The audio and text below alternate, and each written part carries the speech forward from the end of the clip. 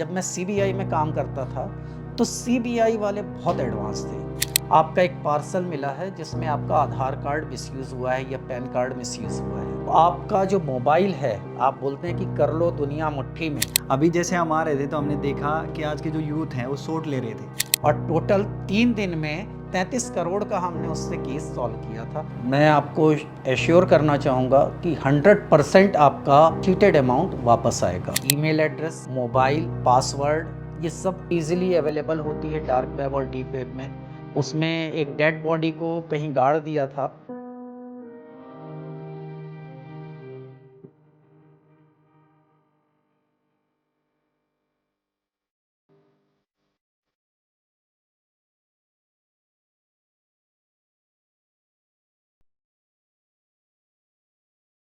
बहुत बहुत स्वागत है आपका। आज हम यहाँ पे साइबर सेल कोतवाली दरियागंज में हैं। तो आज मेरे साथ हैं इधर एसीपी साहब, इधर एसीपी प्रभास सिन्हा जी, जो कि साइबर के इधर एसीपी हैं यहाँ पे। तो आज हम इनके साथ थोड़ी सी वार्तालाप करेंगे, थोड़ा सा जानेंगे कि इन्होंने कैसे साइबर में क्या क्या किया और क्या क्या चीज़ें करके आज ये इस मुकाम तक पहुँचे कि ये इधर एसीपी साइबर सेल कोतवाली दरियागंज के एसीपी हैं। सर बहुत बहुत स्वागत है आपका। सर मेरा सबसे पहला क्वेश्चन जो आपसे है वो ये है कि सर अपने जन्मभूमि के बारे में, अपने बारे में बताइए कि आपकी जर्नी कहाँ से स्टार्ट हुई, आप कहाँ पे पैदा हुए, आपने क्या क्या किया लाइफ में। आज से 60 साल पहले मेरा जन्म मध्य प्रदेश में हुआ था और इंजीनियरिंग बैकग्राउंड से इलेक्ट्रॉनिक्स एंड टेलीकम्युनिकेशन इंजीनियरिंग में अपना करियर बनाया और उसके बाद कंप्यूटर प्रोग्रामिंग का कोर्स किया। 1986 में मैं कंप्यूटर प्रोग्रामिंग की मास्टरी कर चुका था। इंडिया एजुकेशन सेंटर में मैं कंप्यूटर की क्लासेस लेता था और उसके बाद मेरा दिल्ली पुलिस में 1987 में सिलेक्शन हुआ एज ए सब इंस्पेक्टर, हौज खास थाना, आर्म लाइसेंस, विजिलेंस और भी बहुत सारे ऑर्गेनाइजेशन के साथ भी मैं जुड़ा। स्पेशल प्रोटेक्शन ग्रुप में बेस्ट कमांडो की हैसियत से मैंने अटल बिहारी वाजपेयी, एक्स पीएम और उनके फैमिली मेंबर के साथ क्लोज प्रोटेक्शन टीम में अपना सहयोग दिया। 10-12 साल दिल्ली पुलिस की विजिलेंस में डिपार्टमेंटल इंक्वायरी और बहुत सारे केसेस डील करता था, जो सीनियर ऑफिसर कहते थे उनके हिसाब से। इसके बाद मेरी बड़ी बेटी का मेडिकल में सिलेक्शन हुआ भोपाल में। उसके सिलेक्शन के बाद मुझे लगा कि दिल्ली पुलिस से बार बार मुझे छुट्टी मिल नहीं पाएगी और मैं लुक आफ्टर नहीं कर पाऊँगा। तो मैं अपने घर में डिस्कस किया। मेरे पिताजी की इच्छा थी कि मैं सीबीआई ज्वाइन करूं और इस तरह 2014 में मैं सीबीआई में एंटर किया। वहाँ इकोनॉमिक्स ऑफेंस में बैंक फ्रॉड केसेस, साइबर के केसेस छोटे छोटे देखता था। बाद में मैंने अपने आप को साइबर के केसेस में इन्वॉल्व कर लिया। मैंने बहुत ज़्यादा स्टडी की, लॉ ग्रेजुएशन किया और उसके बाद अपने आप को इस्टेब्लिश किया साइबर केसेस में और बैंक फ्रॉड के एनपीए केसेस में। वहाँ से मेरी जर्नी जो साइबर की शुरू हुई तो फिर मैंने पीछे मुड़ कर के नहीं देखा। साइबर के 17 केसेस की चार्जशीट मैंने 4-5 साल में की थी। तो ये अपने आप में बड़ी उपलब्धि थी मेरे लिए। जब दिल्ली पुलिस में वापस आया तो मैं यहाँ से एनआईए में जाने के लिए लगा हुआ था, पर राकेश अस्थाना साहब के साथ कभी मैंने काम किया था तो उन्होंने कहा कि नहीं, आप दिल्ली पुलिस के हैं और दिल्ली पुलिस में आपकी सेवा की ज़रूरत है, आप यहाँ के लोगों को ट्रेंड कीजिए। तो इस तरह मैं साइबर क्राइम दिल्ली पुलिस में ज्वाइन कर लिया। सर मेरा अगला सवाल है कि पुलिस, आजकल के सब यंगस्टर्स का एक सपना होता है कि पुलिस, तो आपने मतलब बचपन से ही सोचा था कि मैं इस लाइन में आऊँगा या फिर बड़े होने के बाद आपका इसमें आने का विचार बना? जब कैसे, मतलब आपने क्या क्या किया इसके लिए, कहाँ तक स्ट्रगल किया आपने इस चीज़ के लिए? स्ट्रगल तो कुछ नहीं था। हाँ, दिल्ली पुलिस में आने का भी मैंने नहीं सोचा था, क्योंकि मैं इंजीनियरिंग बैकग्राउंड से था। तो मुझे लगता था कि मैं अच्छी जगह अच्छी कंपनी ज्वाइन करूं और अपने आप को वहाँ इस्टेब्लिश करूं। पर जब दिल्ली पुलिस की वैकेंसी निकली और उस समय मेरा सिलेक्शन हुआ, तो मैंने सोचा कि ठीक है, ये अपॉर्चुनिटी भी लेना चाहिए। दिल्ली पुलिस में लॉ एंड ऑर्डर हैंडल करने का मुझे मौका मिलेगा और मैं यहाँ अच्छे से काम कर सकूँगा। तो उस कारण फिर मैंने दिल्ली पुलिस को चूज़ कर लिया। इंजीनियरिंग बैकग्राउंड होने के कारण उस समय कंप्यूटराइजेशन का नया सिस्टम था, नया युग था। 86-87 में जो मैं इस लेवल पे था कि अपनी सेवाएं कहीं और दे सकता था, दिल्ली पुलिस में कंप्यूटराइजेशन के लिए मैंने अपने आप को फिट समझा और यहाँ ज्वाइन कर लिया। सर, एक जानना चाहता हूँ कि आजकल की जो जनता साइबर क्राइम की बहुत शिकार हो रही है, तो ऑनलाइन cybercrime.gov.in पे जाके हम लोग कंप्लेंट फाइल करते हैं। तो आपको क्या लगता है कौन कौन से ऐसे एविडेंसेस हैं जो कि लोग, जनता जब भी कंप्लेंट करने बैठती है, विक्टिम कोई भी होता है कंप्लेंट करने बैठता है और वो उसको डालता है जब अपनी कंप्लेंट, क्या क्या एविडेंस अपने भूल जाता है, जब छोड़ देता है, जो कि जब आप इन्वेस्टिगेट करने बैठते हो तो आपको वो चीज़ें सामने आती है और नहीं मिल पाती और प्रॉपर इन्वेस्टिगेट नहीं हो पाता। cybercrime.gov.in, ये जो मिनिस्ट्री ऑफ होम अफेयर्स का जो पोर्टल बना हुआ है, 1930 पे आप कंप्लेंट करके अपनी कंप्लेंट लॉन्च करा सकते हैं। जो आपके साथ फाइनेंशियल लॉस हुआ है, उसकी अगर आप कंप्लेंट कराते हैं, तुरंत कार्रवाई अगर आप कर रहे हैं, तो मैं आपको एश्योर करना चाहूँगा कि 100% आपका चीटेड अमाउंट वापस आएगा। 1930 में कंप्लेंट करने का मतलब है कि आपका जो पैसा है, जो चीटेड अमाउंट है, एक अकाउंट से दूसरे अकाउंट और दूसरे से तीसरे, ऐसे करके मल्टीपल अकाउंट्स में जो फैलते हुए जा रहा है, और उसको सस्पेक्ट बाद में एटीएम विड्रॉ के थ्रू या बिटकॉइंस के थ्रू या डॉलर परचेसिंग के थ्रू डार्क वेब से परचेस करके उस पैसे को मिसयूज़ करते हैं, आपके तुरंत कंप्लेंट पे वो फाइनेंशियल लॉस वहीं का वहीं स्टॉप हो जाएगा। तो एक फाइनेंशियल लॉस का, जब भी फाइनेंशियल लॉस हो, 1930 पे बिना रुके एक बार मोबाइल बंद करिए, अपनी कंप्लेंट रजिस्टर करिए। जो अगर कहीं व्हाट्सअप, सोशल मीडिया अकाउंट्स के थ्रू आपके साथ चीटिंग हुई है, तो कोशिश करिए कि उस सोशल मीडिया अकाउंट्स की जो क्लिपिंग है आपकी, उसको 1930 पे कंप्लेंट करते समय रजिस्टर ज़रूर करें, या cybercrime.gov.in पे उस क्लिपिंग को डालें, ताकि हमारा इन्वेस्टिगेशन एजेंसी के पास में सारे प्रूफ रहें कि इनको कैसे चीटिंग हुई है, कौन कौन से व्हाट्सएप ग्रुप पे मैसेजेस आए हैं, वीपीएन मास्किंग कहाँ थी, आईपी एड्रेस अगर कहीं किसी मोबाइल का निकालना है ताकि हम सस्पेक्ट तक पहुंच सके, उसके लिए हमें वो ज़रूरी होता है कि उस क्लिपिंग का सहारा लें। और जो भी विक्टिम है, जिसके साथ भी चीटिंग हुई है, मैं उनको भी कहना चाहूँगा कि वो सारी चीज़ पुलिस को बताने के लिए उस वेबसाइट पे ज़रूर डालें।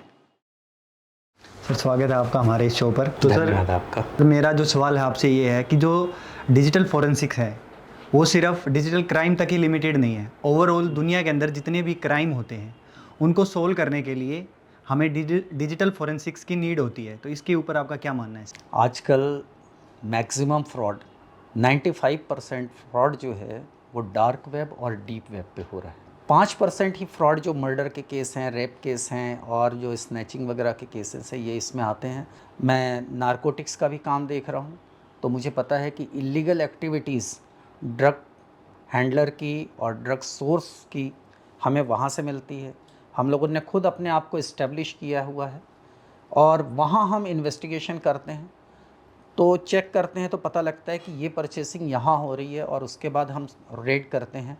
उसको मैं यहाँ डिस्क्राइब नहीं करना चाहूँगा, क्योंकि कई सारी चीज़ों में हमें लगता है कि इस चीज़ को बताना नहीं चाहिए, क्योंकि क्रिमिनल जो हैं वो हमसे आगे तो रहते हैं, पर हम कोशिश में लगे हुए हैं कि डार्क वेब और डीप वेब में जो सेल परचेस का काम हो रहा है, इलीगल एक्टिविटीज़ हो रही हैं, उसको रोका जाए। मैक्सिमम जो फ्रॉड है, आज एक क्राइम जो होता है, वो क्राइम में चीटेड अमाउंट को क्रिप्टो में कन्वर्ट करना, क्रिप्टो के थ्रू बिटकॉइंस और डॉलर की परचेसिंग डार्क वेब और डीप वेब में होती। तो उसको रोकने के लिए हमें आउटगेट में अपने आप को इस्टेब्लिश करना होता है, और मैंने खुद अपने आप को आउटगेट में इस्टेब्लिश किया हुआ है। अभी 88 लाख की एक चीटिंग का केस था गुड़गांव के आईटी हेड्स की, उसका हमने रिकवर किया। और जो अकाउंट होल्डर हम यहाँ जिनको इन्वेस्टिगेशन ज्वाइन करा रहे थे, इंटरोगेशन में उन्होंने बताया कि मैं इनको नहीं जानता, मैं इसको नहीं जानता। जब दूसरे तरीके से उनसे पूछताछ हुई और बैठा करके 2-3 दिन रखा, तो दुबई से जो मेन हैंडलर था जिसके पास चीटेड अमाउंट गया था, वो आकर के यहाँ सरेंडर किया और वो केस हमने सॉल्व किया था। तो डार्क वेब और डीप वेब में काम तो हो रहा है। डिजिटल अवेयरनेस और कुछ फॉरेंसिक टूल्स की मदद से, जब मोबाइल फॉरेंसिक हम करते हैं, उसकी इमेजिंग करते हैं, इनक्रिप्टेड डाटा होता है उसको डिक्रिप्ट करते हैं, बैकलॉग से व्हाट्सअप चैटिंग को हम निकालते हैं, रिकवर करते हैं, तब जा कर के ये केसों को हमें सॉल्व करने में मदद मिलती है। हमारे पास फॉरेंसिक एक्सपर्ट हैं बहुत सारे, तो उनकी भी मदद हम लेते हैं ताकि जो डाटा हमें मिले इमेजिंग करने के बाद, मोबाइल इमेजिंग करेंगे, हार्ड डिस्क इमेजिंग करेंगे, उसको इमेजिंग करने के बाद में उसको डिक्रिप्ट करने के बाद में हम टारगेट तक कैसे पहुँचे, ये मेन मुद्दा रहता है। तो इसमें हमारे फॉरेंसिक एक्सपर्ट बड़ी हेल्प करते हैं। सर ये तो देखा ही गया है कि दिल्ली पुलिस जो होती है वो टेक्नोलॉजी के मामले में कभी से आगे रही है। इसके ऊपर सर आप कुछ कहेंगे? ऐसा कुछ नहीं है, दिल्ली पुलिस आगे तो रही है, पर मैंने ये देखा है जब मैं सीबीआई में काम करता था तो सीबीआई वाले बहुत एडवांस थे। हमें जो टूल्स चाहिए होते थे वो tools out of the way वो परचेस करके मंगाते थे। जितने फॉरेंसिक के अच्छे अच्छे टूल्स थे मुझे सीबीआई में देखने को मिले। यहाँ दिल्ली पुलिस में आने के बाद कई बार हमें कंपनी से रिक्वेस्ट करना पड़ता है कि हमें इस टूल्स की मदद चाहिए है, तो वो प्रोवाइड कराते हैं। अपने कॉन्टैक्ट्स के थ्रू हम टूल्स परचेस कर रहे हैं। इफ्सो दिल्ली पुलिस का एक बेस्ट फॉरेंसिक लैब बना हुआ है जहाँ से हमें मदद मिलती है, पर जो मदद प्राइवेट के वेंडर्स दे देते हैं वो प्रॉपर नहीं मिलती। तो बहुत सारी चीज़ें हैं। डिजिटल अवेयरनेस के लिए हमारे सीनियर ऑफिसर लगे हुए हैं, टेक्निकल कमेटी की मीटिंग होती है, फॉरेंसिक टूल परचेस किए जाते हैं, फॉरेंसिक एक्सपर्ट हमारे पास बैठाए हुए हैं ताकि हमें इन्वेस्टिगेशन में पूरी मदद मिल सके। और इसमें मैं और मेरे साथ के कुछ ऑफिसर हैं जो ट्रेंड हैं, वो दूसरों को हेल्प भी करते हैं कि कैसे इन्वेस्टिगेट करना है और कैसे फर्दर प्रोसेस करना है, क्या प्लान ऑफ एक्शन लेना है। तो ये सारी चीज़ों को हम बताते हैं, गाइड करते हैं और इस तरह से आगे बढ़ रहे हैं। सर जब भी हम कभी कोई साइबर अवेयरनेस सेशन लेते हैं तो उसमें बच्चे जो है स्कूल या कॉलेजेस के जो बच्चे होते हैं वो अक्सर हमसे पूछते हैं सर क्या कोई ऐसा तरीका है, कोई अपॉर्चुनिटी है जिससे हम साइबर सेल जैसे दिल्ली पुलिस की साइबर सेल है उसके साथ मिलकर काम कर सकें? साइबर सेल के साथ में कुछ दिल्ली यूनिवर्सिटी के आईटी के बच्चे, कानपुर आईआईटी के बच्चे हमारे साथ जुड़ करके काम करते हैं। मैं तो चाहता हूँ अगर आप एक्सपर्ट हैं किसी फील्ड में और हमारी हेल्प करना चाहते हैं तो आप बेशक आइए। 1 महीने की जगह हम 3 महीने का उनके साथ में अप्रेंटिसशिप प्रोग्राम करते हैं, उनको भी ट्रेंड करते हैं टूल्स की मदद से कैसे वो आगे बढ़ेंगे, और उनको कई सारी चीज़ें हम बताते हैं डार्क वेब और डीप वेब इन्वेस्टिगेशन के लिए। बिटकॉइन के नंबर से क्रिप्टो का जो प्राइवेट की है उसको कैसे यूज़ करना है, तो ये सारा उनसे हम सीखते भी हैं और उन्हें सिखाते भी हैं। अभी आईआईटी कानपुर के लड़के एक कंपनी उन्होंने बनाई है और दिल्ली पुलिस के साथ बहुत अच्छा उनका सामंजस्य रहा हुआ है, और जब भी हमने उनको बुलाया है वो आते हैं, हमारे केस सॉल्व करने में हमारी मदद करते हैं। और दिल्ली पुलिस के साथ जो भी फॉरेंसिक या साइबर के जितने आईटी स्टूडेंट हैं अगर वो काम करना चाहते हैं तो उनका स्वागत है दिल्ली पुलिस में, और हम उन्हें बहुत सारी चीज़ें सिखाएंगे और बहुत ऊपर तक ले जाने के लिए मदद करेंगे। सर इसके लिए फिर उनका प्रोसीजर क्या है, मतलब वो ज्वाइन कर सके, आप लोगों का जो प्रोसीजर है उसके बारे में बताएं। हमारे सीनियर ऑफिसर उनको अलाउ करते हैं। पहले 6 दिन का उनको हम ट्रेनिंग प्रोग्राम रखते हैं। 6 दिन के ट्रेनिंग प्रोग्राम के साथ अपने फॉरेंसिक टूल्स के बारे में उनको अवेयर करते हैं, और फिर बाद में हमारे जो फॉरेंसिक एक्सपर्ट जो कॉन्ट्रैक्ट बेस पे हैं उनके साथ सामंजस्य बैठा करके हम जो केसेस होते हैं वो केस देते हैं। चीटिंग केसेस देते हैं, डार्क वेब और डीप वेब के केसेस देते हैं, आर्टिफिशियल इंटेलिजेंस और साइबर सिक्योरिटी के बारे में, क्लाउड सिक्योरिटी के बारे में भी हम उनको ट्रेंड कर रहे हैं। कुछ एक ही लोग हमारे पास आते हैं, अगर ज़्यादा बल्क में अगर कहीं बच्चे आएंगे तो उनको सिखाने में हमें और भी मज़ा आएगा। बहुत अच्छा कर रहे हैं सर, ये जो आप स्टूडेंट्स को अपॉर्चुनिटी दे रहे हैं और उन्हें अवेयर कर रहे हैं, और अवेयर कर रहे हैं। तो उनसे भी हमें सीखने मिल रहा है इस बारे में। जितना हमारा यूथ अवेयर होगा उतना हम साइबर क्राइम से बैटल जो हमारी चल रही है उसको जीत पाएंगे। अवेयरनेस प्रोग्राम हमने दिल्ली गवर्नमेंट के हेल्थ सेक्रेटरी के कहने पे मैंने 2-3 हॉस्पिटल में अवेयरनेस प्रोग्राम किया था। जीटीबी हॉस्पिटल, आरएमएल हॉस्पिटल, बाबा अंबेडकर हॉस्पिटल, मेडिकल हॉस्पिटल में, कुछ स्कूलों में, कॉलेजेस में जो अवेयरनेस प्रोग्राम किया था, उसमें मैंने उनको बताया कि आपके ये डाटा डार्क वेब और डीप वेब के थ्रू जो हम इन्वेस्टिगेशन कर रहे हैं ओपन सोर्स में अवेलेबल हैं। उसको आप कैसे दूर करेंगे, कैसे बचेंगे, आपका मोबाइल खो गया है तो उसको कैसे आप रिकवर कर सकते हैं, आईबीआई को कैसे लॉक करना है, ये सारी चीज़ों को बताते हैं। और लगता है कि डिजिटल अरेस्ट का जो आजकल केसेस हो रहा है उसके लिए भी उनको अवेयर करते हैं। मैक्सिमम डॉक्टरों को टारगेट कर रहे हैं, सिंगल लेडी को टारगेट कर रहे हैं। तो इस तरह की लोगों को अवेयरनेस हमारे ऑफिसर के कहने पे हम लोग करते हैं। और सेक्सटॉर्शन, मेडिकल में एडमिशन के नाम पे जो चीटिंग होती है उसको कैसे रोका जाए, इस पे भी बता रहे हैं। सर डिजिटल अरेस्ट बताया आपने, इसके बारे में थोड़ा और बताएंगे कि मोडस ऑफ ऑपरेंडी क्या होता है, इसमें क्या मेथड्स होते हैं जो यूज़ करते हैं क्रिमिनल जब भी टारगेट करते हैं किसी भी विक्टिम को, कोशिश में रहते हैं कि भाई उसका फ़ोन करके एक बार कम्युनिकेट करते हैं कि आपका ये हो गया, आपका एक पार्सल मिला है जिसमें आपका आधार कार्ड मिसयूज़ हुआ है या पैन कार्ड मिसयूज़ हुआ है। तो मैक्सिमम मैं एक डॉक्टर का ही केस ले लूँ तो डॉक्टर को अगर आप क्रिमिनल कहेगा कि आपका आधार कार्ड मिसयूज़ हुआ है, तो वो डॉक्टर पहले बोलेगा नहीं मैंने कोई पार्सल भी नहीं भेजा है और कहीं मैंने कुछ मिसयूज़ कुछ किया ही नहीं। बोले नहीं आपका आधार कार्ड नंबर ये है, क्योंकि उसके पास में सारी डिटेल, टेलीफ़ोन नंबर से उसकी डिटेल सारी आ जाती है। तो टेलीफ़ोन नंबर से बोले आपका नाम ये है, आप यहाँ रहते हैं और आपका ये आधार कार्ड नंबर है। तो वो बोलेगी कि नहीं मेरा आधार कार्ड नंबर तो ये नहीं, ये है। तो एक आधार कार्ड नंबर आपने क्रिमिनल के पास पहुँचा दिया। उस क्रिमिनल के पास जब जाएगा तो बोलेगा ठीक है आपका अगर आधार कार्ड आपका नहीं हुआ है तो आप बेटर ये है कि आप पुलिस में कंप्लेंट कर दीजिए। और पुलिस में कंप्लेंट करने के लिए वो उस लेडी को या उस विक्टिम को सोशल मीडिया अकाउंट के थ्रू एक पुलिस ऑफिसर के साथ जोड़ देता है। जो फेक पुलिस ऑफिसर होता है उसके पीछे एक पुलिस का मोनोग्राम होता है, वो वर्दी में पहन करके बैठा होता है और बोलता है कि नहीं आपका तो ये हुआ है, क्या आप कंप्लेंट कराना चाहेंगे? तो वो बोलती है कि हाँ मैं कंप्लेंट कराना चाहूँगी, मैंने तो कभी ऐसा कुछ यूज़ हुआ नहीं और मैं कभी पार्सल भेजा नहीं मैंने। तो बोलता उसी टाइम एक कांस्टेबल या हेड कांस्टेबल आकर के बोलता है जनाब इनका आधार कार्ड तो प्रिवेंशन ऑफ मनी लॉन्ड्रिंग के केसेस में भी है, तो मनी लॉन्ड्रिंग के केस में है। तो उसको और भी डरा देता है, अच्छा आपका तो इसमें भी है, मैडम आपको तो अरेस्ट करना ही पड़ेगा। और फिर वो सीबीआई ऑफिसर के थ्रू, ईडी के थ्रू, ये सारी एजेंसीज को इन्वॉल्व करके उसको इतना डराते हैं कि वो अपना अकाउंट नंबर बताती है और उनको पेमेंट करने के बाद में 6-7 घंटे, इवन 2 से 3 दिन डिजिटल अरेस्ट के थ्रू उनको अमाउंट ट्रांसफ़र करती है। और उसके बाद उसको लगता है कि मेरे साथ तो ये गलत हो गया।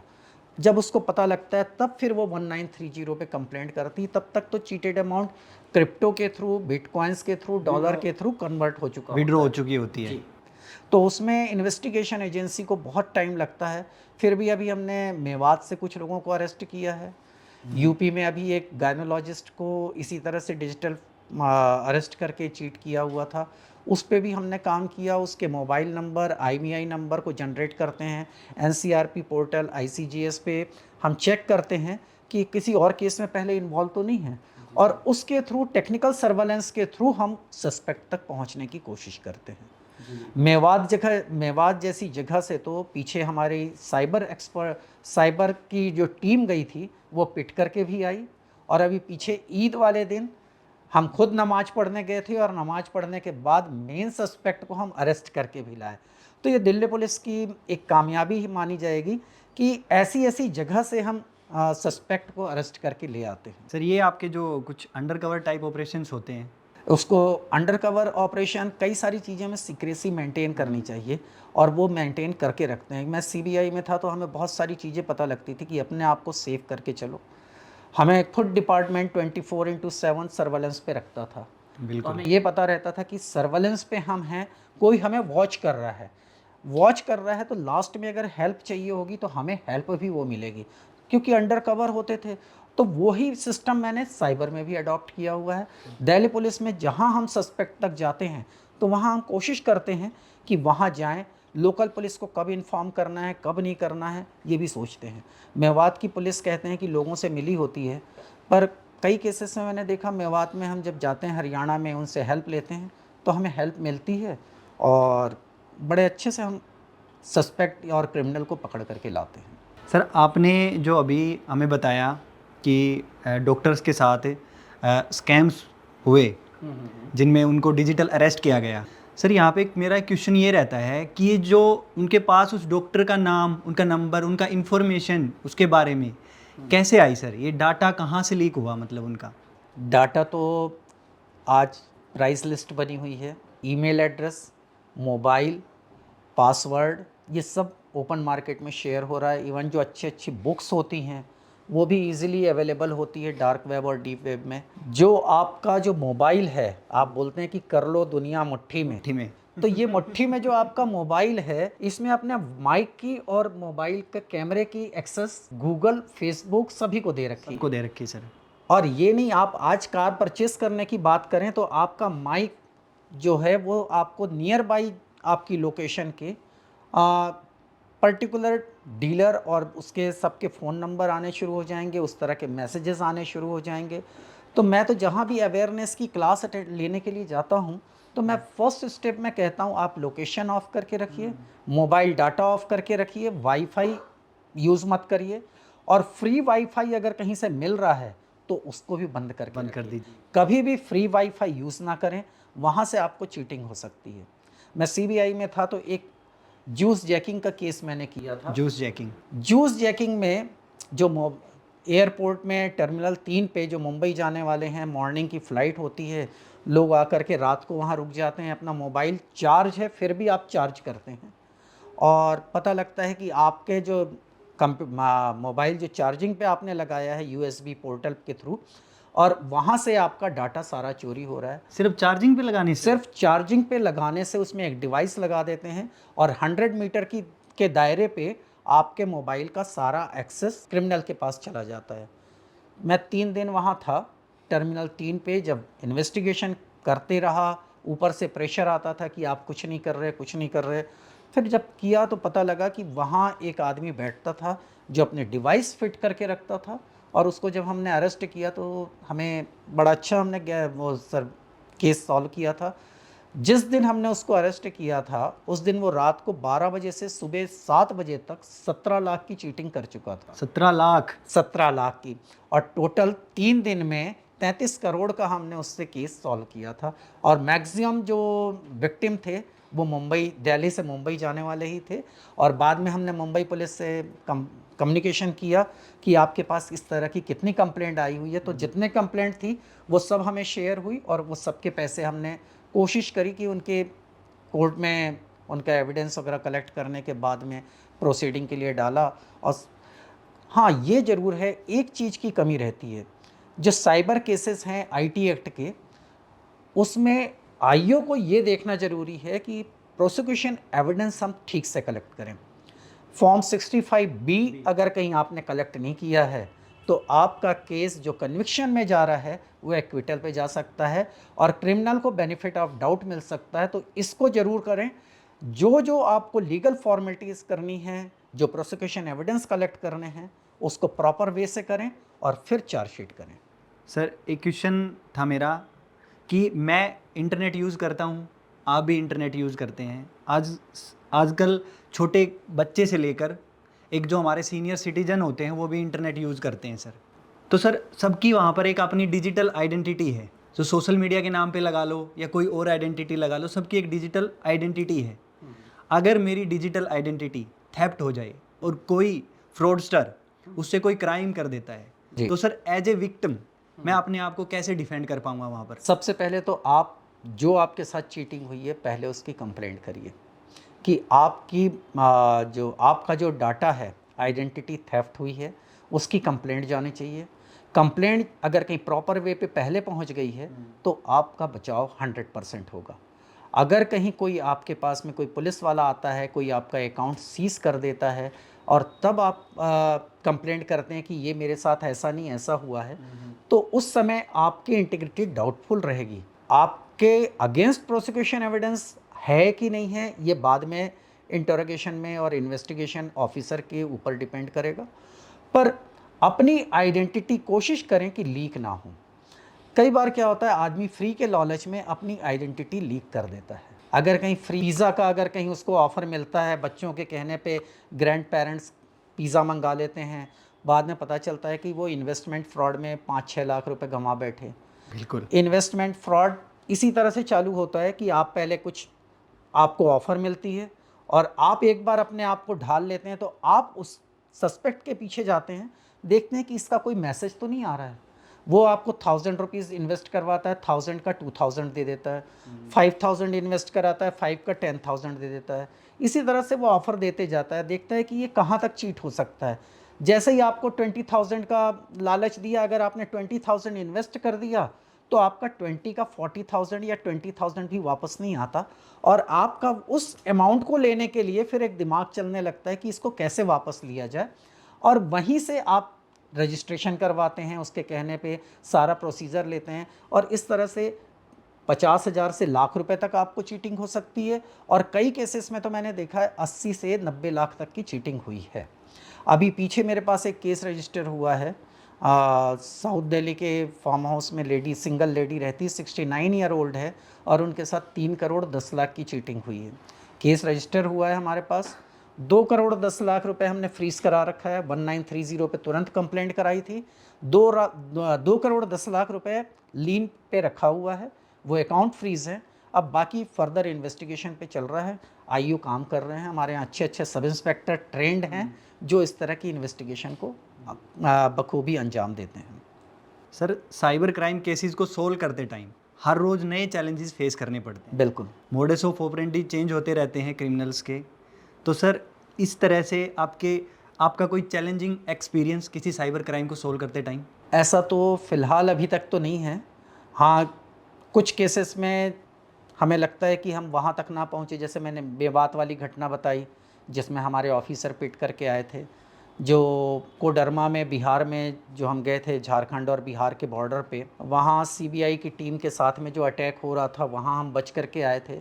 बाकी जितनी एक्टिविटीज़ हैं, जो क्रिमिनल से हम अपने आप को 2 कदम आगे रखते हैं, तो हमें पता होता है कि ये क्या स्टेप लेगा।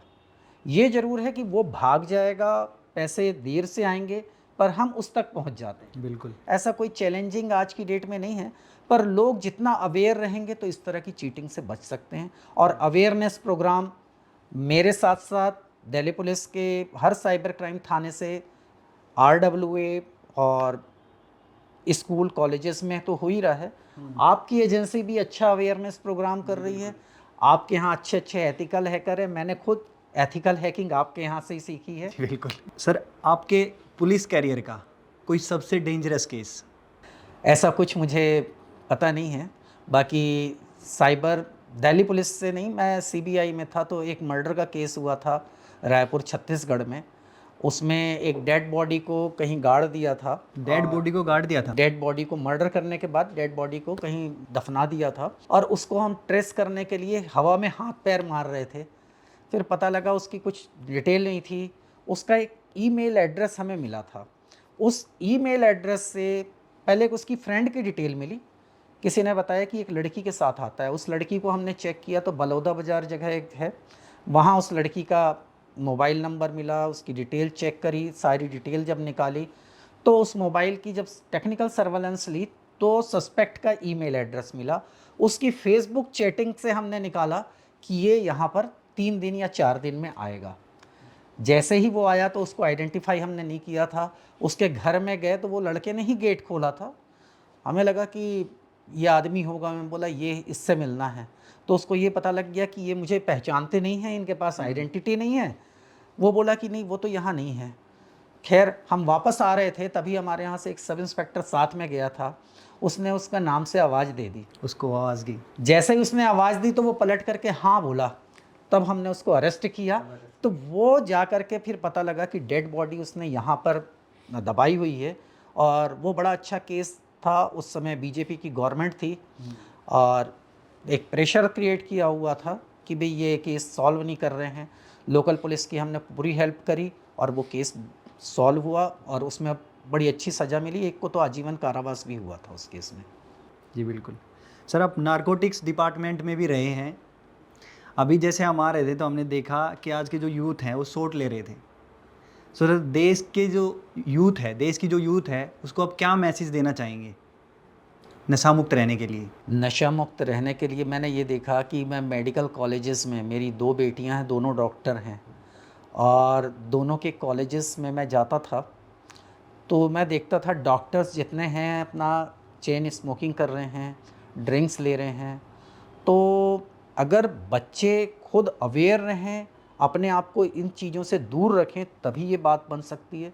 आज ही मेरा एक स्कूल में प्रोग्राम था तो वहाँ मैं गया था तो मैंने देखा कि 3-4 लड़कों का कुछ दिन पहले सस्पिशियस एक्टिविटीज़ में इन्वॉल्वमेंट आई थी। तो स्कूल अथॉरिटी ने कहा था कि इस तरह की घटनाएं भी हो रही हैं। तो मैंने अपने साइबर की तो टीम भेजी ही, साथ में नारकोटिक्स की भी टीम वहाँ लगा करके रखा था। टेक सर्वेलेंस पे लगे हुए थे तो 3-4 लड़के हमारी नज़र पे आए थे। अगर स्कूल लेवल पे अगर पेरेंट्स खुद स्मोकिंग करते हैं तो कोशिश करें बच्चों से दूर रह करके करें। और बच्चों को भी चाहिए कि इस तरह की गलत हैबिट्स में ना पड़ें, क्योंकि इसमें 7 साल की कैद होती है। नारकोटिक्स में अगर एक बार 7 साल की कैद हो गई, आज की डेट में वो 10th या 12th में लड़का है और हीरोइन या स्मैक ले रहा है, गांजा भी ले रहा है, तो अगर लेगा तो वो सोचेगा कि इसको सेल भी किया जाए या कहीं और से परचेज़ किया जाए। तो जहाँ सेल परचेस में लगा, डार्क वेब, डीप वेब में जा कर के सेल परचेस करने लगा तो सारा डाटा तो इजीली अवेलेबल हो जाता है। मोबाइल के थ्रू हम उसको उस तक पुलिस पहुंच सकती है और 7 साल की जेल होगी। मीन्स आप ये सोचिए कि 15-16 साल का लड़का, यूथ जो है, वो अगर जेल में जाएगा तो वहाँ क्रिमिनल के साथ ही उठना बैठना है और उसकी लाइफ पूरी अंधकार में रहेगी। और हो सकता है कि आज एक एक्टिविटीज़ में है, जब पेरोल पे बाहर आएगा फिर दूसरे केस में फंस गया तो फिर वो पिट एनडीपीएस में फिर जाएगा तो वो 10-15 साल के लिए उसकी लाइफ ख़त्म हो जाएगी। तो मैं तो पब्लिक को, यूथ को भी कहना चाहूँगा और उनके पेरेंट्स और टीचर को भी कहना चाहूँगा कि इस तरह की एक्टिविटीज़ से लोगों को दूर रखने के लिए अवेयरनेस प्रोग्राम करें और इनको अच्छा वातावरण दें ताकि इस तरह की घटना में ये इन्वॉल्व ना हो। ठीक है सर, बहुत बहुत आपका धन्यवाद हमें इतना समय देने के लिए हमारे शो के लिए।